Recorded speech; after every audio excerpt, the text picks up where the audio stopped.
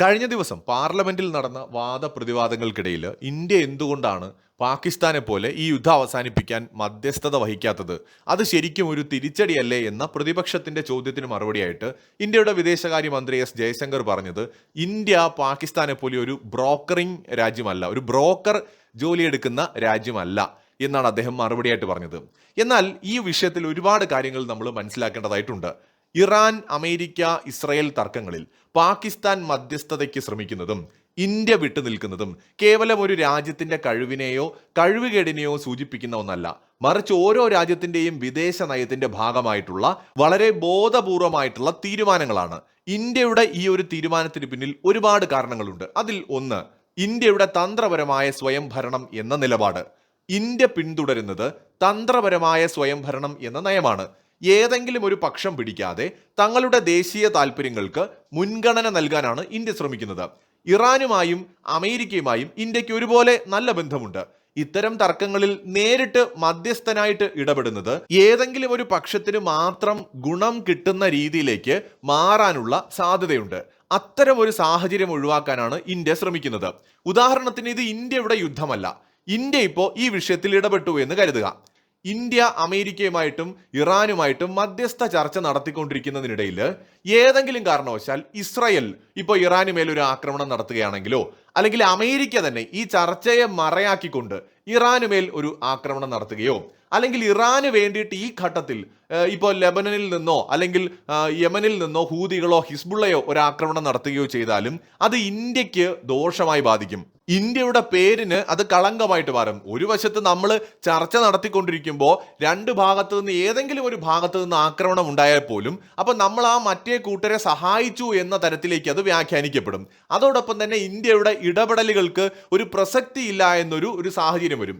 യുദ്ധമാണ്. യുദ്ധങ്ങളിൽ രാജ്യം എത്ര വലുതോ ചെറുതോ ആയിക്കോട്ടെ, പക്ഷേ മൂന്നാമതൊരു രാജ്യം ഇടപെടുമ്പോൾ വളരെ ശ്രദ്ധയോടെ ഇടപെട്ടില്ല എന്നുണ്ടെങ്കിൽ അനാവശ്യമായിട്ട് നമ്മൾ അതിനകത്ത് പോയി തല വെച്ച് കൊടുക്കുന്ന ഒരു സാഹചര്യം ഉണ്ടാവും. അപ്പോൾ ചിന്തിക്കാം, പാകിസ്ഥാനും അല്ലെങ്കിൽ ഇപ്പോൾ ഒമാൻ അടക്കമുള്ള രാജ്യങ്ങളുമൊക്കെ എന്തിനാണ് ഇടപെടുന്നതെന്ന്. ഇവിടെ നമ്മൾ ശ്രദ്ധിക്കേണ്ട ഒരു കാര്യം, ഇവിടെ പാകിസ്ഥാൻ മാത്രമല്ല ഈ യുദ്ധത്തിൽ മധ്യസ്ഥത വഹിക്കുന്നത്. അതിനകത്ത് ഒമാനുണ്ട്, മറ്റ് ഗൾഫ് രാജ്യങ്ങൾ ശ്രമിക്കുന്നുണ്ട്, അതുപോലെ തുർക്കി ഇടപെടാൻ ശ്രമിക്കുന്നുണ്ട്, ഇന്തോനേഷ്യ ശ്രമിക്കുന്നുണ്ട്, മലേഷ്യ ശ്രമിക്കുന്നുണ്ട്. പല ഈ ഇസ്ലാമിക രാജ്യങ്ങളും വളരെ ആക്റ്റീവായിട്ട് തന്നെ ഇത് ഇടപെട്ട് അവസാനിപ്പിക്കാൻ കഴിയുമോ എന്ന് ശ്രമിക്കുന്നുണ്ട്. അതേപോലെ തന്നെ പാകിസ്ഥാൻ വലിയ PR വർക്ക് നടത്തിക്കൊണ്ട് ഈ ഒരു യുദ്ധം അവസാനിപ്പിക്കാനായിട്ട് ഇടപെടുന്നു എന്ന തരത്തിൽ ഭയങ്കരമായിട്ടൊരു ഇൻവോൾവ്മെന്റ് ഉള്ളതായിട്ട് കാണിക്കുന്നുണ്ട്. പാകിസ്ഥാൻ എന്തിന് അങ്ങനെ ചെയ്യുന്നുവെന്ന് ചോദിച്ചാൽ, ഇത്തരം വിഷയങ്ങളിൽ ഇടപെടാൻ ശ്രമിക്കുന്നത് പലപ്പോഴും അവരുടെ സാമ്പത്തികവും രാഷ്ട്രീയവുമായ പ്രതിസന്ധികൾക്കിടയിൽ അന്താരാഷ്ട്ര ശ്രദ്ധ പിടിച്ചുപറ്റാനാണ്. ഇന്ത്യക്ക് ലോകത്തെ 4ാമത്തെ സാമ്പത്തിക ശക്തി എന്ന് പറയാം, 4ാമത്തെ സൈനിക ശക്തി എന്ന് പറയാം, ഏറ്റവും ഉയർന്ന GDP ഉള്ള രാജ്യങ്ങളിൽ ഒന്നാണെന്ന് പറയാം. ഇപ്പോൾ പർച്ചേസ് പെർ പാരിറ്റിയിൽ ലോകത്തെ 3ാമത്തെ ഉയർന്ന GDP ഉള്ള രാജ്യമാണെന്ന് പറയാം. ഏറ്റവും വലിയ വേഗത്തിൽ വളരുന്ന ഉയർന്ന രാജ്യങ്ങളിൽ ഒന്നാണെന്ന് പറയാം. അങ്ങനെ പറയാനായിട്ട് ഒരുപാട് കാര്യങ്ങളുണ്ട്. ഗ്ലോബൽ പവറായിട്ട് മാറുന്നു, ഗ്ലോബൽ സൗത്തിന്റെ ലീഡർഷിപ്പിലേക്ക് വരുന്നു, ഫ്യൂച്ചർ അല്ലെങ്കിൽ പൊട്ടൻഷ്യൽ സൂപ്പർ പവർ എന്ന് പറയുന്നു. ഇന്ത്യയെക്കുറിച്ച് ഒരുപാട് വിശേഷണങ്ങൾ ഓൾറെഡി ലോകത്ത് നിലനിൽക്കുന്നുണ്ട്. എന്നാൽ പാകിസ്ഥാനോ തീവ്രവാദം നടത്തുന്ന രാജ്യം, വളരെയധികം ഫെയിൽഡ് ആയിട്ടുള്ള ഒരു സ്റ്റേറ്റ്, ദരിദ്ര രാജ്യം, പ്രസക്തി നഷ്ടപ്പെട്ട രാജ്യം, ആഭ്യന്തര സംഘർഷത്തിൽ നിൽക്കുന്ന രാജ്യം, അങ്ങനെ ആകെ മൊത്തം പാകിസ്ഥാന്റെ ഇമേജ് വളരെ മോശമായിട്ട് നിൽക്കുന്ന ഒരു കാലമാണിത്. അതുകൊണ്ട് തന്നെ കിട്ടുന്ന ഓരോ അവസരവും പാകിസ്ഥാൻ PR വർക്കിലൂടെ അവരുടെ ഇമേജ് മെച്ചപ്പെടുത്താനായിട്ട് ഉപയോഗിക്കുകയാണ്. ഈ യുദ്ധം നിർത്താനായിട്ട് പാകിസ്ഥാന് കഴിയുമോ? ഒരിക്കലും കഴിയില്ല. അങ്ങനെ കഴിയുമായിരുന്നെങ്കിൽ ഈ യുദ്ധം ഉണ്ടാകാതിരിക്കാനും പാകിസ്ഥാനെ കൊണ്ട് കഴിയുമായിരുന്നു. പെട്ടെന്നൊരു ദിവസം അങ്ങ് പൊട്ടിപ്പുറപ്പെട്ട യുദ്ധമല്ല. ഈ യുദ്ധം ഉണ്ടാവുന്നതിന് മുന്നേ ഒരുപാട് ചർച്ചകൾ നടന്നു. ഇതിനു മുന്നേ ഒരു സംഘർഷം നടന്നു. അമേരിക്ക B-2 ബോംബർ വിമാനം ഉപയോഗിച്ച് ഇറാനിൽ ആക്രമണം നടത്തി. അപ്പോൾ ഈ യുദ്ധം അവസാനിപ്പിക്കാനുള്ള എളുപ്പ വഴി, അത്രയും വലിയ ശക്തി പാകിസ്ഥാൻ ഉണ്ടായിരുന്നെങ്കിൽ ഒന്നുകിൽ ഇറാനോട് പറയണം, ആണവ പരീക്ഷണമായിട്ട് മുന്നോട്ട് പോകരുത്, എല്ലാം ഇവിടെ വെച്ച് നിർത്തിക്കോണം, അമേരിക്ക പറയുന്നത് അനുസരിക്കണം. അത്രയും സ്വാധീനം ഉണ്ടെങ്കിൽ ഇറാൻ അത് അനുസരിച്ചേനല്ലോ. അപ്പൊ അത് നടക്കില്ല. ഇല്ലെങ്കിൽ ഇസ്രായേലിനോടും അമേരിക്കയോടും പറയണം, ഇറാനും ആണവായുധം ഉണ്ടാക്കാനുള്ള അവകാശമുണ്ട്, നിങ്ങളുടെ കയ്യിലും ആണവായുധം ഉണ്ടല്ലോ, അപ്പൊ അവരെ നിങ്ങൾ ആക്രമിക്കുന്നത് ശരിയല്ല, അത് മര്യാദകേടാണെന്ന് പറയണം. ഈ ഒരു വിഷയത്തിൽ ഇത് രണ്ടുമല്ലാതെ മറ്റൊരു പരിഹാരമില്ല. ഒന്നുകിൽ ഇറാൻ ആണവായുധം ഉണ്ടാക്കാനുള്ള അവകാശത്തെ അമേരിക്കയും ഇസ്രായേലും സമ്മതിച്ചു കൊടുക്കണം, അല്ലെങ്കിൽ ഇറാൻ അമേരിക്കയുടെയും ഇസ്രായേലിന്റെയും ആശങ്ക പരിഗണിച്ച് ആണവായുധം ഉണ്ടാക്കുന്നതിൽ നിന്ന് പിന്മാറണം. ഇത് രണ്ടിലേത് നടന്നിരുന്നുവെങ്കിലും ഈ യുദ്ധം സംഭവിക്കുമായിരുന്നില്ല. അപ്പൊ ഈ യുദ്ധം എന്ന് പറയുന്നത് സംഭവിച്ചതിന്റെ കാരണം ഇറാൻ ആണവായുധം ഉണ്ടാക്കുന്നത് നിർത്താത്തതും അമേരിക്കയുടെയും ഇസ്രായേലിന്റെയും താല്പര്യങ്ങൾക്കൊപ്പം നിൽക്കാത്തതുമാണ്. ആ നിലയ്ക്ക് ഈ യുദ്ധം നിൽക്കണമെങ്കിൽ ഒന്നുകിൽ ഇറാനിലെ നിലവിലെ ഭരണകൂടം പൂർണ്ണമായിട്ടും ഇല്ലാതായിട്ട് അമേരിക്കയ്ക്കും ഇസ്രായേലിനും സ്വാധീനമുള്ള ഒരു ഭരണകൂടം അവിടെ വരണം. അല്ലെങ്കിൽ ഈ യുദ്ധത്തിൽ ഇസ്രായേലും അമേരിക്കയും തോൽക്കണം, ഇറാൻ ആണവായുധ പദ്ധതിയുമായി മുന്നോട്ട് പോവുകയും ചെയ്യും. ഇത് രണ്ടുമല്ലാതെ മറ്റ് സാഹചര്യമൊന്നും ഇവിടെ ഉണ്ടാവാനില്ല. പക്ഷേ ഇപ്പോൾ നടക്കുന്ന ചർച്ചകളും മധ്യസ്ഥത വഹിക്കുന്നു എന്ന് പറയുന്ന PR വർക്കും നേരത്തെ പറഞ്ഞതുപോലെ പാകിസ്ഥാൻ അവരുടെ സാമ്പത്തികവും രാഷ്ട്രീയവുമായ പ്രതിസന്ധികൾക്കിടയിൽ അന്താരാഷ്ട്ര ശ്രദ്ധ പിടിച്ചു പറ്റാൻ ചെയ്യുന്ന കാര്യങ്ങളാണ്. മുസ്ലിം രാജ്യങ്ങൾക്കിടയിൽ ഒരു നേതൃസ്ഥാനം ഉറപ്പിക്കാനും അമേരിക്കയുടെ പ്രീതി നേടാനുമുള്ള ഒരു അവസരമായിട്ടാണ് അവർ ഇതിനെ കാണുന്നത്. അതുകൊണ്ട് തന്നെ ഈ മധ്യസ്ഥ ശ്രമങ്ങൾ പ്രായോഗികമായിട്ട് വിജയിക്കില്ല എന്നുള്ളത് എല്ലാവർക്കും അറിയാം. എന്നാൽ ഇന്ത്യയെ സംബന്ധിച്ചിടത്തോളം ഈ ഒരു വിഷയത്തിൽ പ്രായോഗികമായിട്ടാണ് ഇന്ത്യ ഇടപെടുന്നത്. ഇന്ത്യയുടെ ഒരു പരമ്പരാഗത നിലപാടൊന്ന് ആലോചിച്ച് നോക്കൂ. ഇന്ത്യ ചൈന ഇഷ്യൂ വരുന്ന സമയത്ത് ട്രംപ് വിളിച്ച് മോദിയോട് ചോദിക്കുകയാണ്, എനിക്ക് ചൈനയുമായിട്ട് നല്ല ബന്ധമുണ്ട്, ഞാൻ ഇടപെടണോ, മധ്യസ്ഥത വഹിക്കണോ? അപ്പൊ ഇന്ത്യ പറഞ്ഞു അതിന്റെ ആവശ്യമില്ല. ഇന്ത്യ ഒഫീഷ്യലായിട്ട് സമ്മതിച്ച കാര്യമാണ്. നമുക്കൊരു മൂന്നാമത്തെ രാജ്യത്തിന്റെ ഇടപെടൽ ആവശ്യമില്ല. ഈ വിഷയങ്ങൾ ഇന്ത്യക്ക് പരിഹരിക്കാവുന്നതേ ഉള്ളൂ. ഇന്ത്യക്കും ചൈനയ്ക്കും ഇടയിൽ പ്രശ്നങ്ങളുണ്ട്, അത് ഞങ്ങൾ തമ്മിൽ പരിഹരിച്ചുകൊള്ളാം. ഇതായിരുന്നു ഇന്ത്യയുടെ സ്റ്റാൻഡ്. ഇന്ത്യയും പാകിസ്ഥാനും തമ്മിലുള്ള ഇഷ്യൂ ഉണ്ടായി. ആ സമയത്ത് അമേരിക്കൻ പ്രസിഡന്റ് വരെ പറഞ്ഞു ഞാൻ ഇടപെട്ടു എന്ന്. ഇന്ത്യ അത് നിഷേധിച്ചു. ഇന്ത്യ പറഞ്ഞത് ഇന്ത്യയുടെ വിഷയങ്ങൾ ഇന്ത്യ ആ രാജ്യവുമായി നേരിട്ട് പരിഹരിച്ചോളാം, മൂന്നാമതൊരു രാജ്യത്തിന്റെ ഇടപെടൽ ആവശ്യമില്ല. കാശ്മീരിന്റെ വിഷയത്തിലും ഇന്ത്യയുടെ നിലപാടതാണ്. അതുകൊണ്ട് തന്നെ മറ്റു രണ്ട് രാജ്യങ്ങളുടെ വിഷയത്തിൽ മധ്യസ്ഥത വഹിക്കുക എന്ന് പറയുന്ന ജോലിക്ക് ഇന്ത്യ കിട്ടില്ല. ഇന്ത്യ രണ്ടു കൂട്ടരോടും പറയും നിങ്ങൾ ഈ യുദ്ധം അവസാനിപ്പിക്കണം, ഇത് നല്ലതല്ല, നിങ്ങൾ പരസ്പരം ചർച്ച ചെയ്യൂ, അല്ലാതെ ഞാൻ നിങ്ങളെ ചർച്ച ചെയ്യിപ്പിക്കാം, ഞാൻ ഇടപെട്ട് ഡിമാൻഡ് ഉണ്ടാക്കിയിട്ട് അങ്ങനെ ഒരു കാര്യം ഇതുവരെ ഇന്ത്യ ചെയ്തിട്ടില്ല.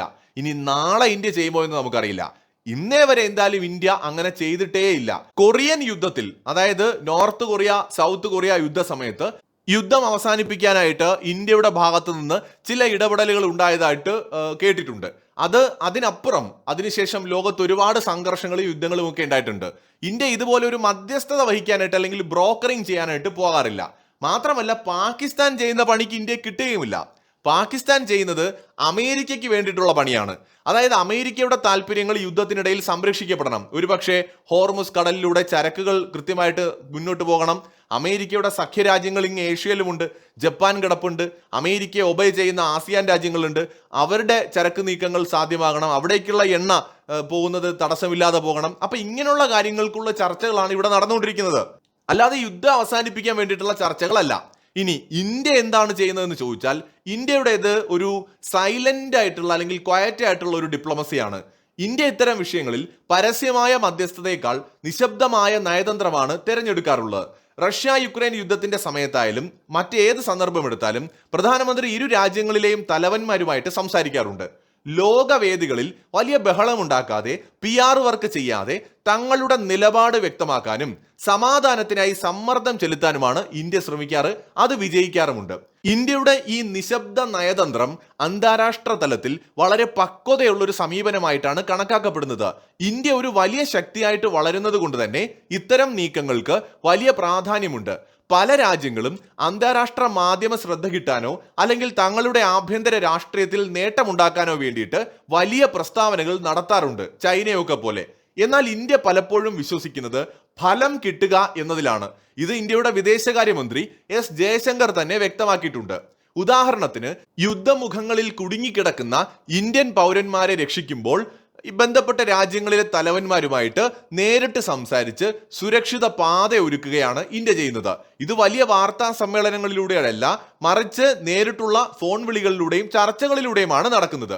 ഇപ്പൊ തന്നെ ഇറാൻ ഹോർമുസ് കടലിടുക്ക് അടച്ച സമയത്ത് പ്രധാനമന്ത്രി നരേന്ദ്രമോദി ഇറാൻ പ്രസിഡന്റുമായും ഇന്ത്യയുടെ വിദേശകാര്യമന്ത്രി S ജയശങ്കർ ഇറാന്റെ വിദേശകാര്യമന്ത്രിയുമായും നേരിട്ട് സംസാരിക്കുകയും തൊട്ടടുത്ത നിമിഷം തന്നെ ഇന്ത്യയുടെ കപ്പലുകൾക്ക് കടന്നു പോകാനായിട്ടുള്ള അനുവാദം ഇറാൻ നൽകുകയും ചെയ്തു എന്നതാണ് ഏറ്റവും ഒടുവിലത്തെ ഉദാഹരണം.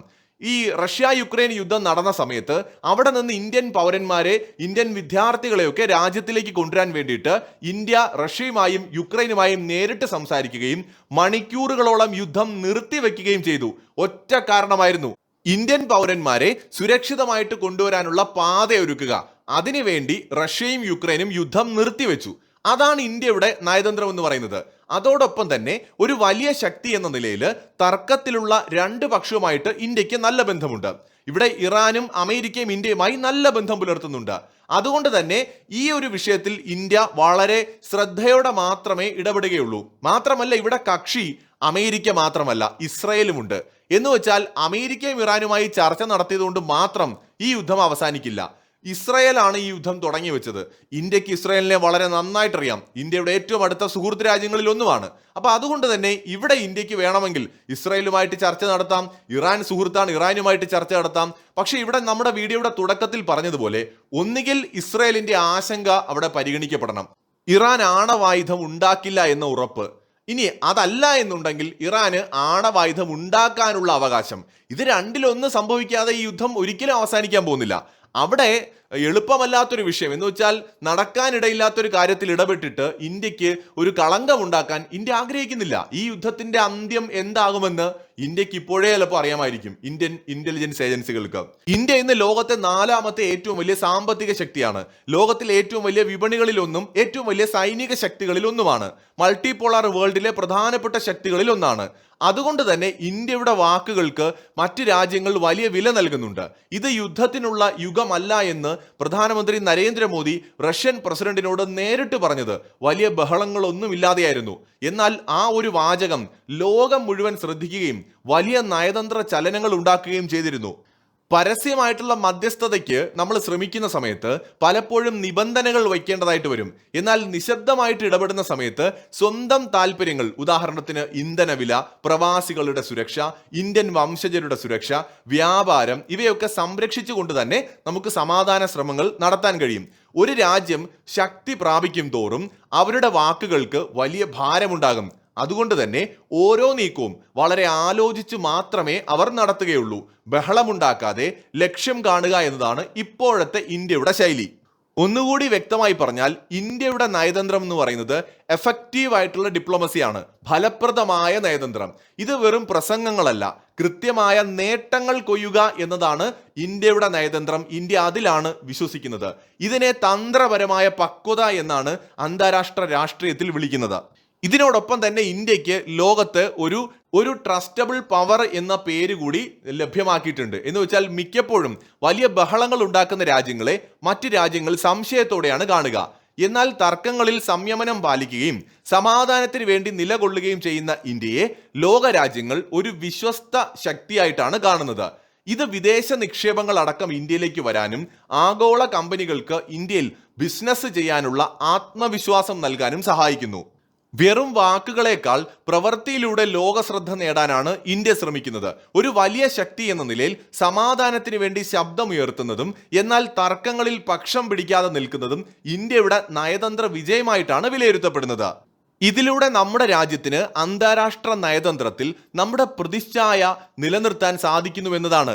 ഇന്ത്യയെപ്പോലെ ലോകത്തെ പ്രധാനപ്പെട്ട ഒരു ശക്തി മധ്യസ്ഥതയ്ക്ക് ശ്രമിക്കുകയും അത് പരാജയപ്പെടുകയും ചെയ്താൽ ആഗോളതലത്തിൽ ഇന്ത്യയുടെ നയതന്ത്ര പക്വതയെ തന്നെ ചോദ്യം ചെയ്യുന്ന ഒന്നായിട്ട് മാറും.